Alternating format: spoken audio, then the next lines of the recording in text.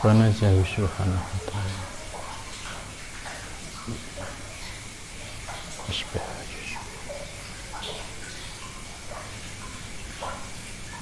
wa yushbihahu syai'un minhu aw yushbihu syai'an.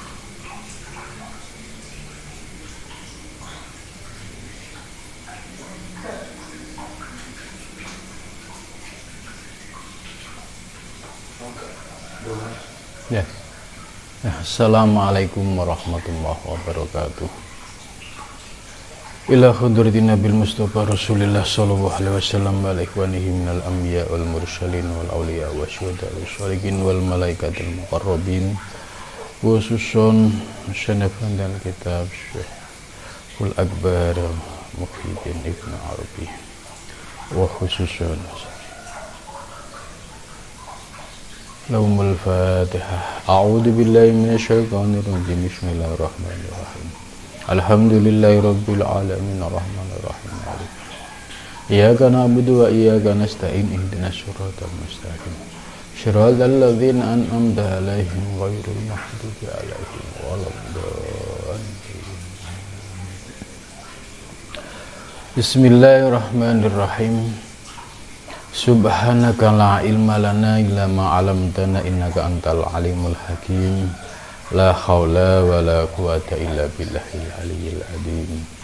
Rabbi shrah li sadri wa yassir li amri wahlul 'uqdatam min lisani yafqahu qawli. Amin ya rabbal alamin.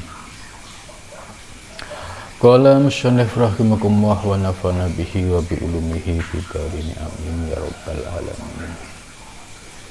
Pagi ini kita akan melanjutkan kajian kitab Al-Futuhat Al-Makkiyah karya Syekhul Akbar Muhyiddin Ibnu Arabi. Sudah pada halaman 61 dari Muqaddimatul Kitab.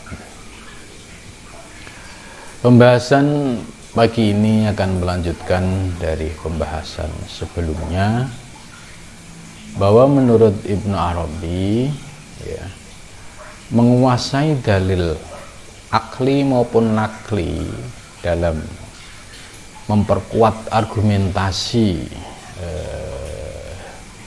ilmu tauhid ya, khususnya tauhid para sufi, ini sangat penting, karena dengan menguasai dalil akli dan nakli ini kita akan mempersempit ruang perdebatan, ruang perselisihan.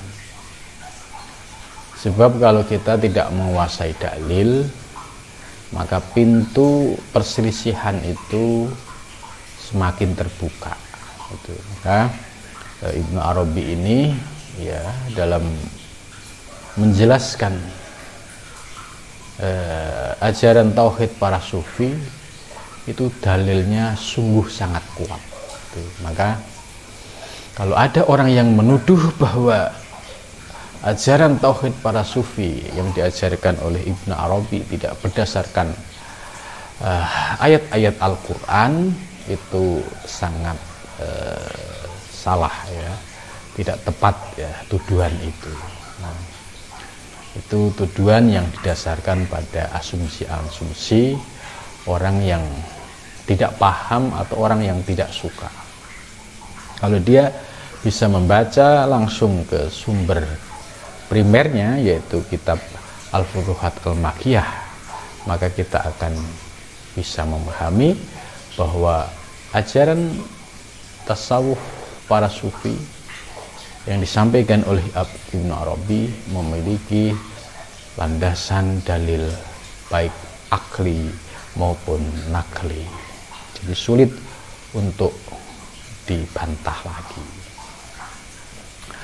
Selanjutnya Ibnu Arabi akan menjelaskan kenapa harus menyampaikan dakwah tauhidnya para sufi. Ya, di sini perlu dipahami bahwa tauhid itu ya memiliki tingkatan yang berbeda. Tingkatan ini menunjukkan kualitas. Ada tingkatan orang awam, ya. ada tingkatan orang khusus dan ada tingkatan khususul khusus. Nah, ini harus dipahami. Kalau orang yang baru paham tauhid awam, ya, lantas menilai ajaran tauhidnya para sufi yang disampaikan Ibnu Arabi, lalu menyimpulkan salah bahkan sesat, nah ini yang salah dirinya gitu, karena dia pemahamannya baru sampai tauhid awam tapi sudah menyalahkan pemahaman tauhid khusus atau tauhid khususul khusus gitu. Nah, seringkali kebanyakan kejadiannya seperti itu. Mereka dalam tauhid ya, sebatas awam, tapi ya sok-sokan menilai ajaran tauhid para sufi yang ini memiliki kedalaman makna dan rasa gitu. Bagaimana makna dan rasanya dia tidak paham, lalu menilai dengan keilmuan yang terbatas. Nah, disinilah seringkali munculnya orang-orang yang kontra terhadap ajaran para sufi. Kalau dia paham betul, ya, baik tauhid awam, tauhid khusus, tauhid khusus, ya, insya Allah dia akan mengakhiri perdebatan itu dan bisa menerima argumentasi tauhidnya para sufi. Dasar yang dipegang oleh Ibnu Arabi dalam menyampaikan ajaran tauhid para sufi itu adalah dawuh Kanjeng Nabi yang berbunyi, umirtu an uqatilan nasa hatta yaqulu la ilaha illallah wa hatta yu'minu bi wa bima ji'tu bih.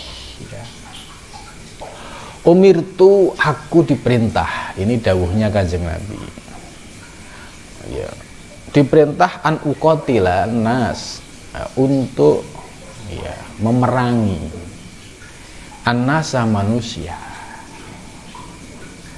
hatta yaqulu, sehingga mereka berkata la ilaha illallah ya, sampai dia mengucapkan kalimat tauhid la ilaha illallah, wa hatta yu'minu bi, hingga dia beriman bi, kepadaku, yaitu kepada kerasulan Nabi Muhammad, wa bima ji'tu bih, dan juga dia beriman dengan apa yang dibawa oleh Kanjeng Nabi Muhammad sallallahu alaihi wasallam.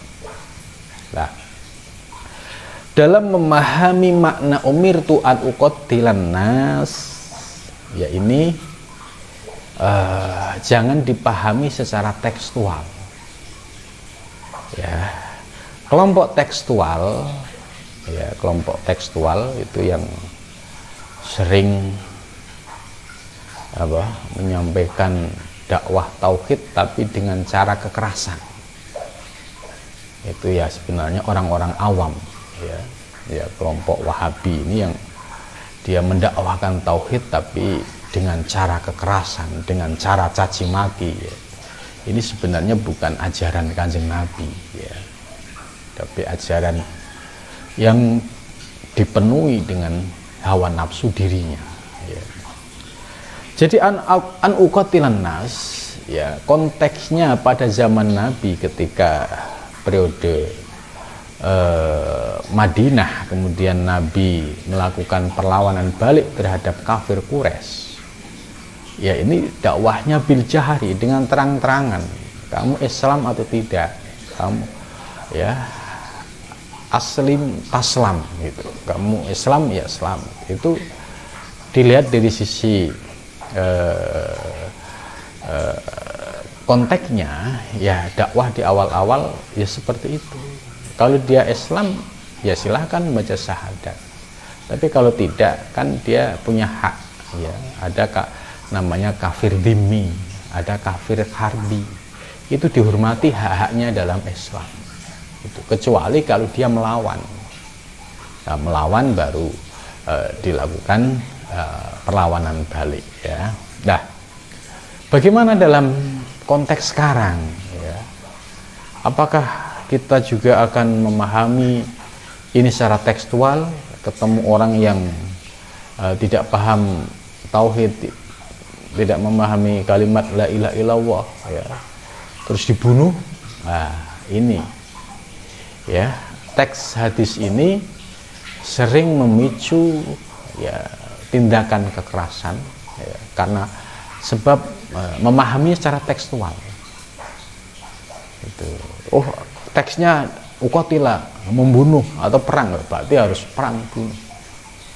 Maka mereka menghalalkan segala cara untuk membunuh orang-orang yang dianggap masih syirik, masih belum bertauhid. Bagi kalangan sufi, ya, terutama kalangan muhakkikin, ya, para pengkaji ilmu hakikat, ya, dalam memahami an uqatilan nas, ya, tentu perangnya bukan perang dengan fisik, ya, perangnya adalah perang argumentasi. Bagaimana mengajak orang awam bisa memahami tauhidnya para sufi. Sebab kalau sebatas berpegang pada tauhid awam, ya, ini menurut Imam Ghazali khawatir meninggalnya dalam keadaan su'ul khotimah. Gitu. Jadi kalau dia siapapun orangnya, kok dia masih menetapi tauhidnya orang awam, tauhid orang awam itu ya ditanya Allah di mana, di langit. Ya. Jadi tidak paham sifat wajib bagi Allah, sifat mustahil bagi Allah, sifat jaiz bagi Allah, sifat-sifatnya Allah. Nah, yang demikian ini menurut Imam Ghazali khawatir aku meninggalnya orang yang masih menetapi tauhid orang awam ini mati dalam keadaan su'ul khotimah. Maka supaya kita memiliki kekokohan dalam ilmu tauhid, ya, naikkanlah kualitasnya menjadi tauhid para sufi. Apakah sulit tauhidnya para sufi? Tidak, ya, asal mau ngaji yang istiqomah bener serius, ya insya Allah akan diberikan pemahaman. Ya, maka an uqatilan nas ini adalah bagaimana menyampaikan argumentasi baik yang rasional maupun yang nakli bersumber ayat Quran dan hadis, ya, disampaikan secara argumentasi hatta yakula, sampai dia mengakui, ya, saya percaya bahwa asyhadu an la ilaha illallah, bahwa la ilaha illallah, tidak ada Tuhan selain Allah. Dia memahami kalimat la ilaha illallah bukan sebatas tekstual yang dipahami secara umum. Ini. Jadi kalau tauhidnya orang awam, la ilaha illallah, tidak ada Tuhan selain Allah. Ya, ini maknanya umum sekali. Tapi bagi para sufi, la ilaha illallah itu dipahami secara maknawi. Ya, ai la ma'buda bihaqqin, ya, yang tahap pertama tidak ada yang disembah dengan benar illallah kecuali Allah. Kalau digali kedalamannya lagi, ya, sampai, ya, dikaitkan dengan 7 sifat ma'ani, maka akan semakin mendapatkan mutiara-mutiara di dalam kalimat la ilaha illallah. Ya, apalagi kita pahami makna ilah itu apa, sehingga harus dinafikan tidak ada Tuhan kecuali Allah. Ya, ilah di sini masih umum, ya, sesuatu yang mendominasi akal kita, hati kita, sampai mengalahkan kecintaan kita kepada Allah, itu menjadi ilah, menjadi Tuhan. Kita mencintai harta, benda, mobil, ya, lain-lain, mengalahkan kecintaan kita kepada Allah, materi ini menjadi Tuhan di dalam diri kita. Kita mencintai jabatan secara berlebihan, itu juga bisa menjadi ilah. Nah, jadi hawa nafsu yang mendominasi seorang hamba, jika tidak dilakukan perlawanan, ini juga menjadi ilah Tuhan. Maka harus dinafikan, dizerokan. La ilaha, tidak ada Tuhan. Tuhan itu sesuatu yang mendominasi akal dan hati kita. Yang ada illallah, yang ada hanya Allah. Akhirnya ma fi qalbi illallah, tidak ada di dalam hatiku kecuali Allah Subhanahu wa ta'ala. Nah, ini proses dari awam naik ke khos itu tahapannya seperti itu, ya. Maka di dalam ilmu tasawuf, khususnya tasawufnya Ibnu Arabi, ya, itu dibahas secara detail dan sangat aplikatif, dan siapapun bisa memahami ini, ya, karena ini termasuk tergantung dari rezeki rohani, ya. Kalau dia rezekinya sebatas syariat atau rezekinya sebatas ilmu fikih, ya berarti dia sulit untuk menerima aspek hakikat, gitu. Maka bersyukur, ya, siapapun kita kok diberikan pemahaman dari sisi hakikat. Nah, inilah sesungguhnya kenikmatan, ya, di dalam memahami ajaran tauhidnya para sufi. Sebab ini tauhidnya sangat mencerahkan, gitu. Kenapa kita harus bertauhid yang demikian? Ya, sebab ini akan kita bawa hingga sakaratul maut, ya. Kalau kita bertauhid, ya, tapi tauhidnya masih awam, ketika detik-detik sakaratul maut datang, ya, paham tauhid kita masih awam, itu mudah sekali tertipu dengan bujukan-bujukan iblis, gitu. Tapi kalau orang yang sudah tahqiq makna la ilaha illallah sampai ke dalam hatinya, apalagi hatinya sampai secara istiqomah mengamalkan zikir ismudzat itu, ya, maka insya Allah, ya, dalam menghadapi sakaratul maut sudah punya ketenangan lahir dan batin, karena proses pembiasaan, ya, mulai dari zikir la ilaha illallah itu dilakukan setiap hari. Kalau nggak habis subuh, ya habis maghrib. Kalau 5 waktu lebih bagus, tapi minimal ya habis subuh atau habis maghrib la ilaha illallah, ya.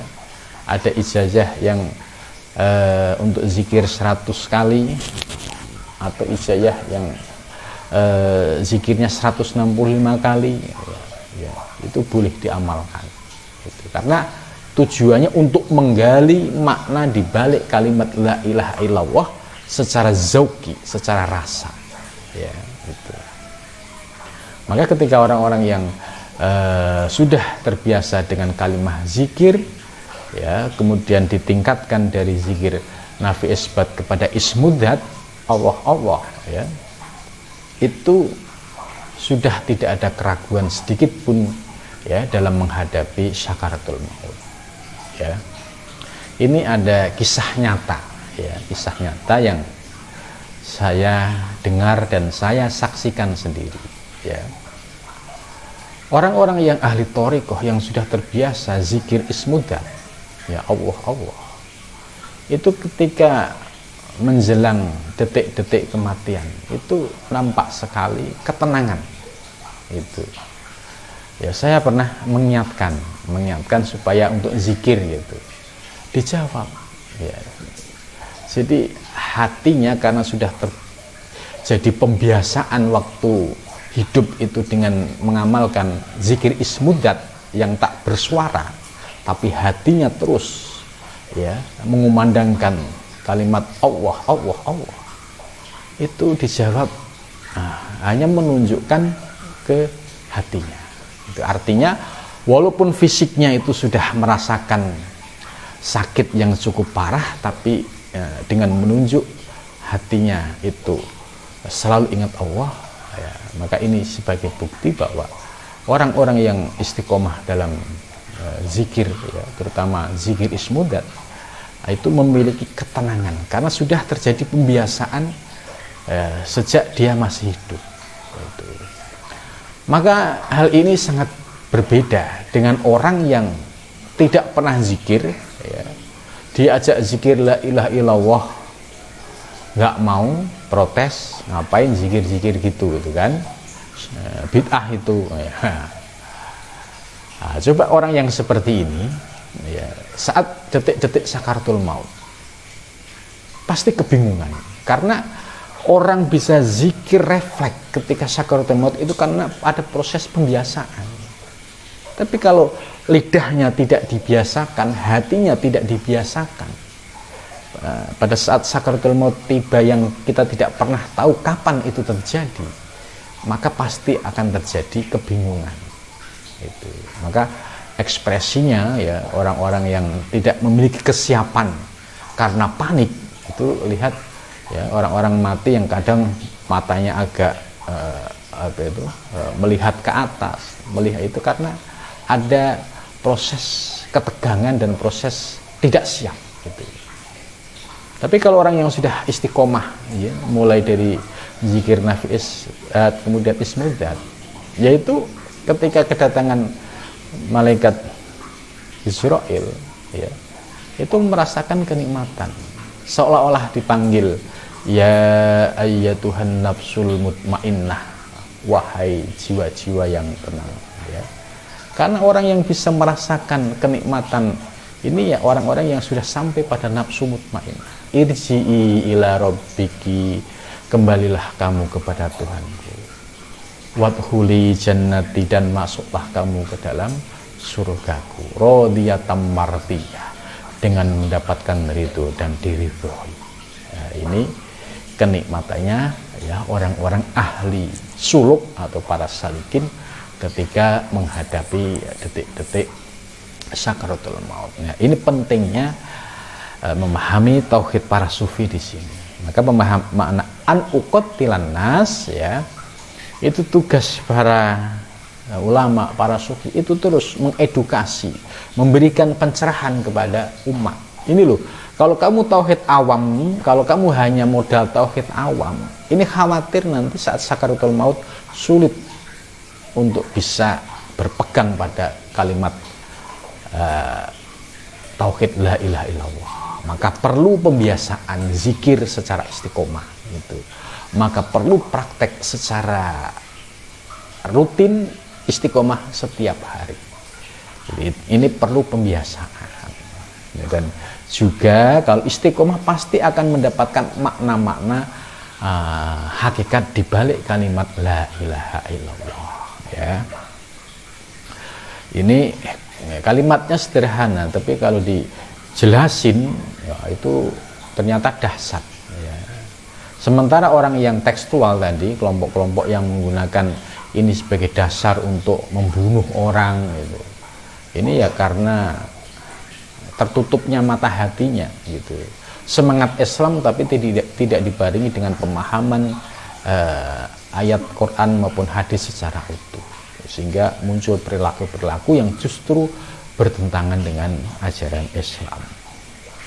Jadi umirtu an uqatilan nas, ya, ini harus dipahami, ya, secara maknawi, jangan dipahami secara tekstual karena konteksnya zamannya sudah beda. Gitu, ya. Wa hatta yu'minu bi wa bima ji'tu bi. Hadza qauluhu sallallahu alaihi wasallam. Ini adalah dawuh Kanjeng Nabi Muhammad sallallahu alaihi wasallam. Jadi Ibnu Arabi demikian dahsyatnya dalam menyampaikan dakwah tauhid para sufi, ya, karena berpegang pada ayat ini. Harus edukasi, harus sampaikan ke umat, harus disampaikan ke siapapun. Begitu juga, ya, Imam Ghazali di dalam Ihya juga sama, ya, supaya memahami posisi tauhidmu itu sudah berada di mana, gitu. Kalau hanya masih awam, yaitu tadi Imam Ghazali di Ihya juz 1 mengkhawatirkan, khawatir nanti meninggalnya dalam keadaan su'ul khotimah, ya, naudzubillah min dzalik. Walam yadfa'na limujadalatihim, Jadi menurut Ibnu Arabi bahwa kami tidak menolak ya untuk berdiskusi, untuk berdialog ya, tentang soal tauhid para sufi ini. Idza khaduru, ketika mereka datang.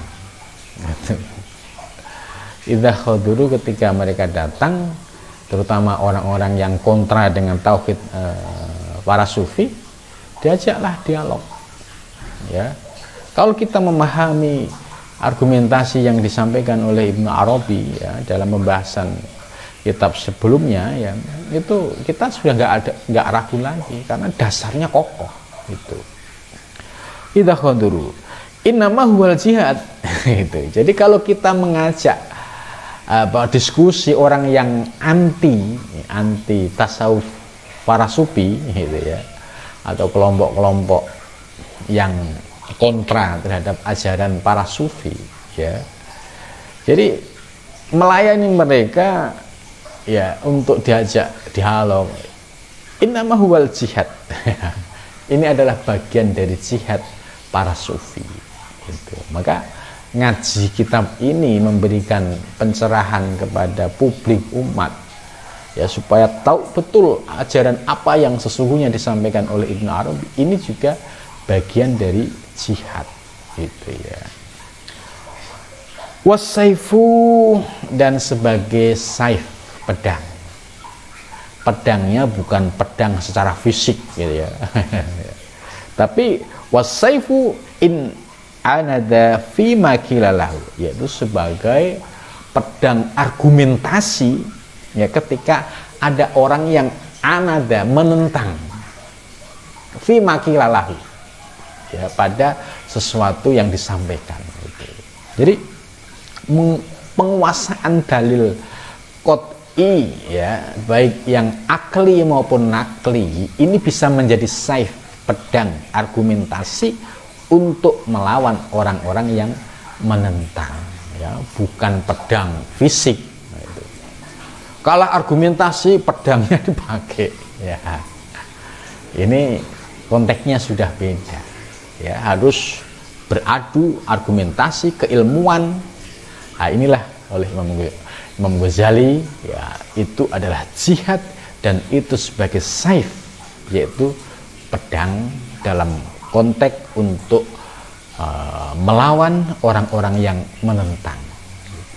Jadi kalau ingin menjadi pengikutnya Syekhul Akbar Imam Ibnu Arabi ya harus memiliki kemampuan argumentasi yang kokoh gitu. Makanya untuk bisa memahami argumentasi yang kokoh ya ngaji kitabnya urut. Ini kan sengaja saya baca urut dari awal supaya kita tidak asal comot ya, supaya kita bisa memahami apa yang dikehendaki oleh Ibnu Arabi gitu. Ya itu. Jadi penting para pengikut ajaran tasawuf Ibnu Arabi ya harus menguasai dalil akli maupun nakli, karena ini bagian dari jihad, bagian dari saif, pedang gitu. Untuk siapa? Melawan orang-orang yang kontra ya, kontranya tadi disebabkan karena ketidaktahuan atau karena iri dengki ya itu. Padahal orang-orang yang seperti ini pasti dijamin kualitas tauhidnya masuk pada kelompok awam tadi itu. Sebab kalau dia paham tauhid usul khusus, niscaya dia tidak ada perlawanan, yang ada hanya keingintahuan, rasa ingin mengamalkan, rasa ingin tahu, karena ini kenikmatannya luar biasa ya, bagi orang-orang yang diberikan anugerah ilmu seperti ini gitu. Fahaiba bi khosmin mutawahimin naqta'uz zaman bimujaladatihi. Bagaimana ya terjadi sebuah khosmin, itu permusuhan ya, permusuhan mutawahimin, permusuhan yang sifatnya berdasarkan dugaan-dugaan ya. Contoh, orang yang tidak paham betul ajaran Ibnu Arabi. Itu banyak yang terjebak pada husmin mutawahimin. Dia memusuhi tapi imajinatif, nggak ngerti dasarnya. Gitu. Ini namanya bi husmin mutawahimin. Ya, di dunia Islam ya, itu sejak abad 13 ya. Orang-orang yang menyebarkan ajaran Ibnu Arabi ini cukup besar sekali pengaruhnya di dunia Islam zaman itu ya, 13, 14, 15 itu sampai Syekh Abdul Wahab Asy'arani ya, kemudian tokoh-tokoh lain itu ya banyak menggunakan ajaran tasawufnya Ibnu Arabi. Nah, ketika pada zaman Ibnu Taimiyah mulailah percik-percik perdebatan, permusuhan. Ya, Ibnu Taimiyah menganggap wahdatul wujud itu sebagai ya, ajaran yang sesat karena Ibnu Taimiyah tidak memahami apa yang disebut wahdatul wujud yang sesungguhnya, hanya membahas dari sisi teks. Tapi ketika Ibnu Taimiyah bertemu dengan Sohibul Hikam ya, Syekh Ibnu Atil As-Sakandari di salah satu masjid di Kairo, dijelaskan apa yang dimaksud wahdatul wujud dan dia bisa menerima. Akan tetapi para pengikutnya, followernya itu masih menggunakan kaul qadim yang lama bahwa wahdatul wujud itu sesat. Padahal setelah Ibnu Taimiyah dialog dengan Sohibul Hikam, Syekh Ibnu Atil As-Sakandari mendapatkan pencerahan, oh maksudnya begini toh. Nah, itu tidak diikuti gitu, ya. Begitu juga tuduhan-tuduhan terhadap ajaran Ibnu Arabi ya, terutama di Mesir itu ulama-ulama itu sebagian ada yang masih kontra, menganggap ajaran sesat. Bahkan di suatu seminar ya di Mesir itu pernah terjadi, itu ada satu seminar yang salah satu pembicara menganggap ajaran tasawuf Ibnu Arabi itu sesat. Nah, terus ada yang nanya, apakah Anda pernah membaca kitab Ibnu Arabi? Tidak. Dari mana Anda menyesatkan? Kila, kola wakila, katanya gitu. Dan ini juga saya rasakan sendiri ya, ketika seminar di Malaysia, saya mengusulkan bahwa ajaran tasawuf Ibnu Arabi adalah tasawuf yang muktamad. Ada yang menolak. Salah satunya ya warga Malaysia yang alumni Mesir menolak. Saya tanya lagi, apakah Anda pernah membaca kitab Ibnu Arabi? Belum. Dari mana Anda ikut menyesatkan? Ya, dari kola wakila, pendapat-pendapat yang beredar gitu. Terus juga di sesi seminar itu di Malaysia yang menolak 2 orang. Yang satu alumni Al-Azhar tapi ya, dia tidak membaca. Ketika saya jelasin dia bisa menerima. Kemudian yang kedua, yang satu lagi dari Aceh, saya lupa namanya. Nah, dia menolak juga karena menurut dia ajaran Ibnu Arabi sesat. Nah, baru tak jelasin sesatnya di mana. Nah, itu. Terus apakah Anda sudah membaca kitab Ibnu Arabi? Belum. Nah, belum baca kok sudah nyesatin. Nah, inilah perlu kita sampaikan ya, bahwa dugaan-dugaan mereka, kebencian-kebencian mereka, atau ya, kesimpulan mereka terhadap ajaran Ibnu Arabi ya, yang dianggap sesat sehingga muncul tadi kebencian, itu sesungguhnya adalah termasuk bagian dari bihosmin mutawahimin. Dia membenci tidak suka, hanya bersifat imajinatif, tidak memiliki dasar dalil yang kuat gitu. Ya. Contoh kalau peristiwa di Aceh ya, kenapa Syekh Nuruddin Araniri mengeluarkan fatwa sesat terhadap ajaran wujudiyah? Sebenarnya yang disasar oleh fatwa ini adalah bukan ajaran yang disampaikan oleh Syekh Samsuddin As-Sumatrani atau Syekh Hamzah Fansuri. Yang disasar adalah pengikut yang sudah salah memahami. Karena dia memahami sudah keluar dari apa yang menjadi pedoman atau apa yang diajarkan oleh Syekh Fadlullah Al-Burhanpuri atau Syekh Samsudin Sumatrani. Sebab pemahaman yang di Aceh itu sudah ilhad, pengakuan Allah wal alam, alam Allah ini oleh Al-Burhanpuri, Sohibul pemilik kitab At-Tufa Al-Mursalah juga tidak mengajarkan seperti itu. Syekh Hamdan Fajuri juga tidak mengajarkan seperti itu. Syekh Samsudin As-Sumatrani juga tidak mengajarkan seperti itu. Maka ketika keluar fatwa itu, sesungguhnya yang diluruskan adalah orang-orang yang salah memahami. Itu ya. Tapi ada kritik dan masukan dari salah satu tokoh muda Aceh pada zaman itu, Syekh Saiful Rijal, ya.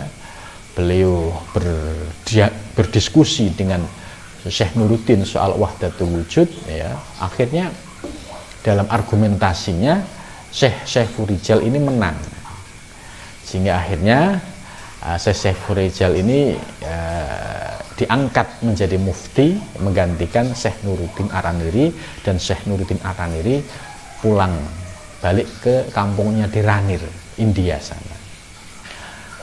Artinya bahwa di era Syekh Saiful Rijal ini pemahamannya sudah diluruskan kembali. Pemahaman yang ilhad tadi sudah diluruskan lagi, dan kemudian dilanjutkan oleh penerus berikutnya, yaitu Syekh Atuf Rauf As-Singkili. Beliau pemahamannya sudah diperkokoh antara syariat dan hakikat. Itu sehingga apa yang dilakukan oleh Syekh Abdul Rauf As-Singkili inilah menjadi ajaran yang bisa diterima dan berkembang di seluruh Nusantara. Itu sudah integrasi antara syariat dan hakikat. Itu ya. Jadi harus paham sejarah ini supaya kita tidak mudah ikut-ikutan. Oh, ajaran Ibnu Arabi sesat, akhirnya nggak ngerti, ujungnya ikut-ikutan menyesatkan. Maka yang demikian ini Ibnu Arabi menjelaskan itu bikhosmin mutawahim, yaitu permusuhan yang imajinatif, nggak suka tapi nggak ngerti dasarnya, pokoknya ya sesat kan. Kan istilahnya konyol ini. Jadi nggak suka permusuhan gitu ya, tapi bersiap mutawahimin, dan itu terjadi. Maka tugas kita sebagai followernya, pengikutnya Syekhul Akbar Ibnu Arabi harus terus memberikan pencerahan, karena mereka banyak salah paham disebabkan paham yang salah. Mereka salah paham disebabkan paham yang salah, ya. Naqta'uz zaman, ya. Naqta'u, kami memutus az-zamana pada zaman, bimujalatihi, dengan melakukan mujadalah, adu argumentasi. Ya. Ibnu Arabi sudah membuktikan, ya, termasuk yang semalam sudah saya ceritakan bahwa Ibnu Rus, salah satu tokoh filsafat Islam, ya, ketika mengalami kebuntuan soal ketuhanan tentang teori kasyaf dan teori al-faid al-ilahi, itu pun dijawab oleh Ibnu Arabi dengan jawaban yang sangat mencerahkan. Sedangkan kalau ulama-ulama ahli syariat pada zaman Ibnu Arabi, ya saya kira dia membaca teks kitab langsung ya sudah tidak bisa berkata, mau menyesatkan itu tidak sampai, ya, itu karena kitabnya sangat kokoh argumentasinya itu. Maka inilah usaha naqta'uz zaman bimujalati, kami memutus, ya, zaman era itu dengan melakukan diskusi, mujadalah untuk menyampaikan argumentasi itu. Wa ma ru'aina lahu ainan, dan ternyata aku tidak melihat mereka itu memiliki pandangan, gitu kan.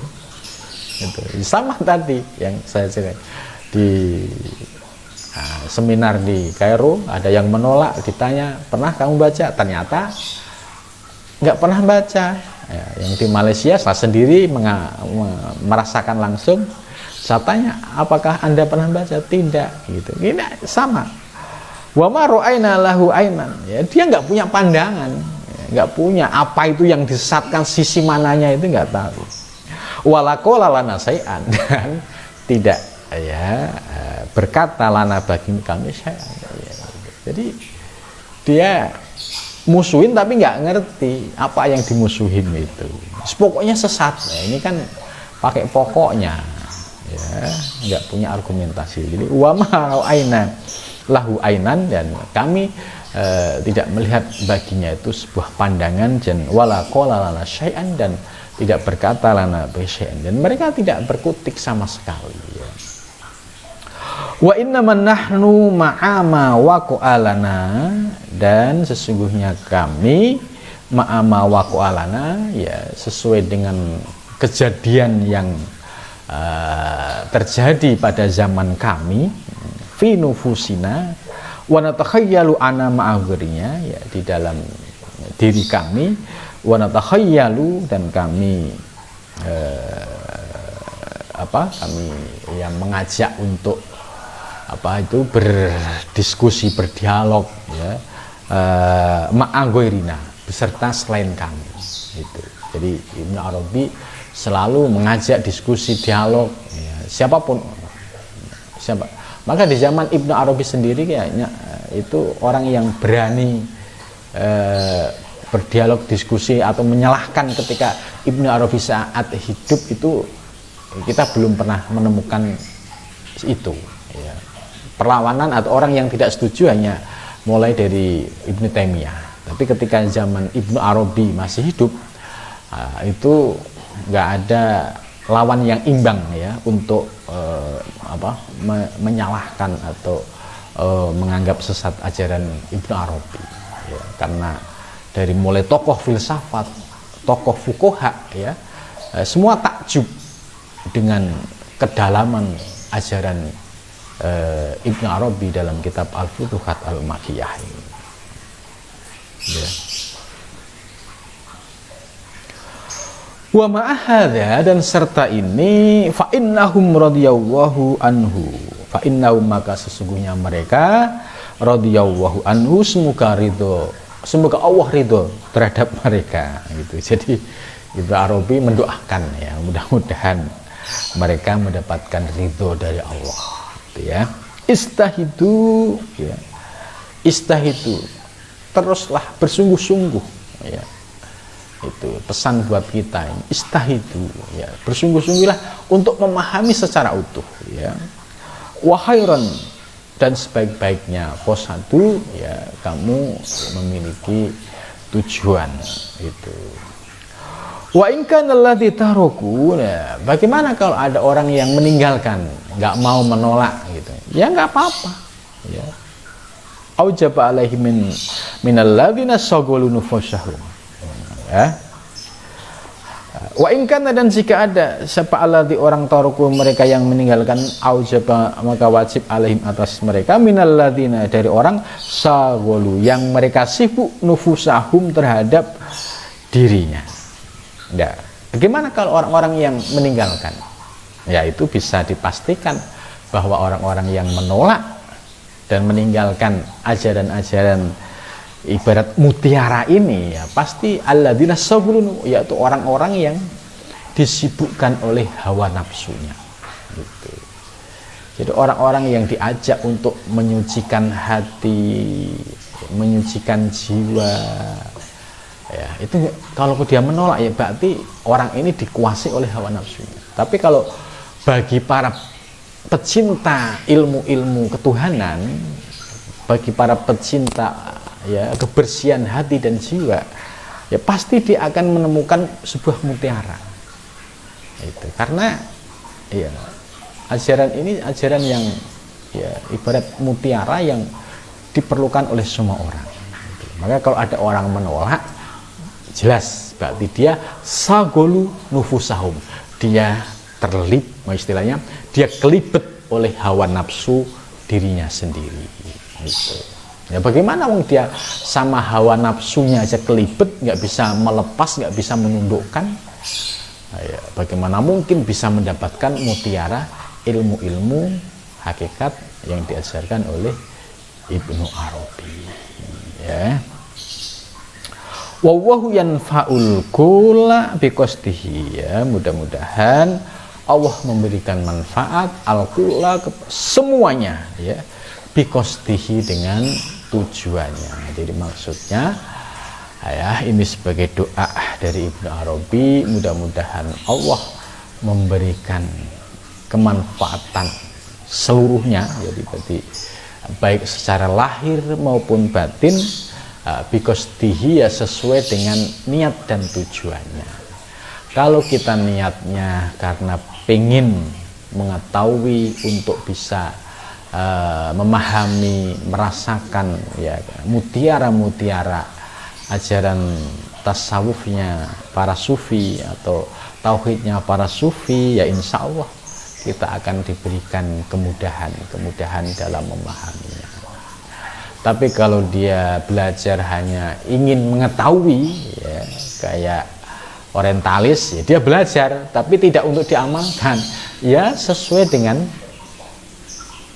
amalnya gitu. Kayak Sun Urgonya itu kan dia paham bahasa Arab dan mengkaji kitab-kitab ulama Nusantara seperti salah satunya At-Tuhfah Al-Mursalah. Dan saya punya bukti tentang koleksi Sun Urgonya terhadap kitab-kitab hakikat ulama Nusantara ya. Karena niatnya dia belajar ilmu-ilmu hakikat yang tersebar di Nusantara seperti kitab At-Tuhfah Al-Mursalah, hanya pengen ngerti apa isinya, kemudian dia melakukan kontra ya, supaya kitab ini tidak menyebar, karena kitab ini ibarat virus yang bisa merevolusi seseorang ya. Maka orang-orang yang berani melawan Belanda itu kan ya orang-orang hakikat gitu ya, orang-orang yang sudah memakan dan meminum ilmu-ilmu hakikat.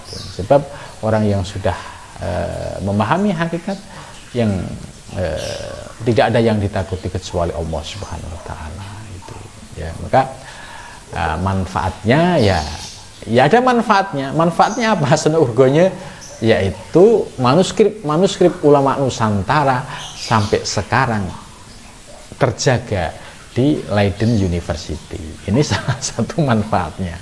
Kan benar doa Ibnu Arabi, wallahu yanfa'u al-kulla biqasdihi gitu.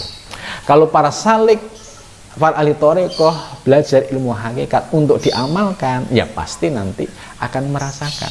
Tapi orientalis ya seperti Sun Urgonya, dia belajar ilmu hakikat hanya untuk mengetahui ya, supaya dia bisa menyiapkan kontra narasi ya, untuk melawan ajaran kitab ini, ya dia dapat. Ya, buktinya apa? Ya, ada ulama yang diangkat oleh Sun Urgonya untuk mengeluarkan fatwa, yaitu sesatnya ajaran martabat 7 dan ajaran tarekat. Terus manfaatnya apa lagi? Kitab-kitab yang menjadi karya atau manuskrip ulama Nusantara yaitu bisa terselamatkan dibawa ke Belanda dan sampai sekarang masih ada. Ini sisi manfaatnya ya. Ya manfaatnya ya selalu ada, cuma ya berbeda dengan ahli thariqah atau salik yang memang dia belajar itu ingin diamalkan, ya insya Allah bisa merasakan dan mendapatkan itu ya.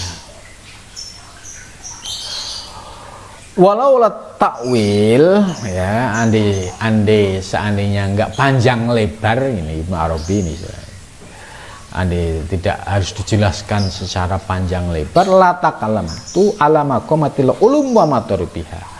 Aku akan bicara terhadap makom atau tingkatan-tingkatan keilmuan ya, makom-makom keilmuan dan tingkatannya. Ini maksudnya Ibnu Arabi menggambarkan posisi kedudukan ilmu-ilmu ya dan martabatnya. Itu Ibnu Arabi pengen menjelaskan ya. Dan Imam Ghazali juga sudah menjelaskan tentang martabat ini, martabat keilmuan. Maka dalam kitab Ihya, Imam Ghazali itu ya menjelaskan tingkatan orang bertauhid itu ada 4, mulai dari tauhid munafik, tauhid awam, tauhid khos, tauhid khususul khusus. Nah, dari 4 ini kira-kira posisi kita di mana? Apakah tauhid kita masih munafik? Ya mungkin bisa jadi ya gitu, karena lesan kita mengucapkan la ilaha illallah, nah, ketika punya masalah larinya ke dukun, maka masuk ke dalam tauhid munafik. Nah, tauhid awam itu tauhid yang dia ya yakin kepada Allah sebagai Tuhan semesta alam, tapi tidak mengenal sifat-sifat wajib, mustahil dan jaiznya secara detail, dan tidak mengerti dalil-dalil nakli maupun akli. Ini awam. Nah, untuk menghilangkan awam ya harus belajar lebih intens lagi, belajar tentang sifat wajib 20, pembagian sifat wajib 20, sifat mustahil, sifat jaiz, sehingga tahu betul sifat-sifat bagi Allah, baik yang meliputi sifat wajib, mustahil maupun jaiz. Ini masuk ke khusus, ya, kemudian dipraktikkan melalui syariat dan torekoh, baru merasakan nikmatnya ilmu hakikat ini. Dan yang keempat itu adalah tauhidnya khususul khusus, yaitu tauhidnya para arifin billah. Nah, dari posisi tingkatan ini ya, tentu kita akan bisa melihat diri kita. Oh, saya ini di mana ya? Jangan-jangan saya awam ya. Sebab saya meyakini Allah itu di langit gitu kan. Nah, ini berarti masih awam. Karena kalau di langit berarti di bumi kosong. Sementara Allahu muhit, Allah meliputi alam semesta ya. Itu. Jadi Imam Ghazali ya sudah menjelaskan 4 kriteria, sedangkan Ibn Arabi juga akan menjelaskan nanti tingkatan kualitas tauhid. Nanti beliau akan menjelaskan tentang tauhidnya bagi orang umum, gitu ya. Supaya orang paham, oh ya, tauhid umum itu seperti ini, tauhid khusus itu seperti ini. Dengan belajar teori-teori yang disampaikan Ibn Arabi, akhirnya bisa melihat ke dalam tauhid diri kita. Oh ya, saya ternyata tauhidnya masih awam gitu kan, padahal saya ulama besar gitu kan. Nah, ini kan perlu bisa menjadi introspeksi ke dalam diri gitu. Maka dalam memahami tauhid ahlu kasfi ini ya nanti akan dijelaskan secara lebih detail, dan ini Ibn Arabi sudah membahas di belakang nanti ya, setelah pembahasan ini. Wa anna ilmal kalam ma'asyarafihi wa la yahtaju ilaihi aktsarun nas, ya, dan sesungguhnya ilmu kalam ya beserta ya pentingnya urgensinya ilmu kalam ini ya tidak perlu banyak orang untuk belajar soal ini. Bal sahsun wahid, cukup ya satu orang yang ahli betul dalam hal ilmu kalam ini. Yakfi minhu fil balad ya. Jadi untuk satu negara ya, kalau negara dalam konteks zaman sekarang ini kan terlalu luas, mungkin dalam satu kampung lah wilayah gitu. Bal sahsun wahid yakfi, cukup satu orang yang memiliki keahlian skill dalam hal ilmu tauhid yang mendalam tadi. Ya. Misru thayyib, misru tabib ya, bukan thayyib ya. Misru tabib seperti seorang dokter. Jadi dalam satu kampung itu nggak harus semua harus kuliah di kedokteran, nggak usah gitu. Cukup satu orang, kalau sudah ada ya sudah cukup gitu. Begitu juga dalam hal ilmu-ilmu yang khusus ini ya, tidak semua orang harus menjadi ahlinya. Cukup satu orang ketika ada umat kebingungan bisa menjelaskan gitu ya. Jadi ya istilahnya ini termasuk fardu kifayah. Kalau sudah ada satu orang di antara masyarakat atau di kampung, di desa, itu sudah cukup, ya. Wal fuqaha al ulama, dan bermula para fuqaha al ulama, ya. Fuqahanya yang ulama, yang ahli ilmu. Jadi ini al fuqaha terus ditambahi sifat al ulama, berarti dia ahli fikih, pakar fikih, tapi al ulama, ya, ilmunya sangat mendalam. Bi furu'iddin, dengan memahami soal furu', cabang-cabang di dalam agama, gitu. Ya, jangan sampai baru paham ayat 1 2, ya, kullu bid'atin dolalah, terus udah ngaku-ngaku ulama, ya kan. Ya, ini menurut Ibnu Arabi disebut fuqaha al ulama, itu harus bifuru'iddin, menguasai, ya, persoalan-persoalan furu'iyah agama secara detail. Itu tidak sebatas yang usuli, tapi dia menguasai yang furu'i, sehingga kalau dia paham yang furu'i, nanti sikap bijaknya, moderatnya itu ada. Beda dengan orang yang tidak memahami yang furu'i, pahamnya kullu bid'atin dolalah wa kullu dolalatin finnar, pokoknya semua bid'ah dan bid'ah masuk neraka. Orang tahlilan bid'ah, orang begini bid'ah. Ini ibaratnya itu tadi, belum paham konstruksi keilmuan dalam Islam, hanya paham satu hadis sudah merasa ulama. Lah ini yang perlu dikritisi. Ya, jadi ulama menurut Ibnu Arabi adalah al-fuqaha al-ulama, ya, bifuru'uddin, menguasai furu', cabang-cabang dalam ilmu agama. Berarti apa? Harus menguasai ilmu nahwu shorof, harus menguasai usul fikih, harus menguasai, ya,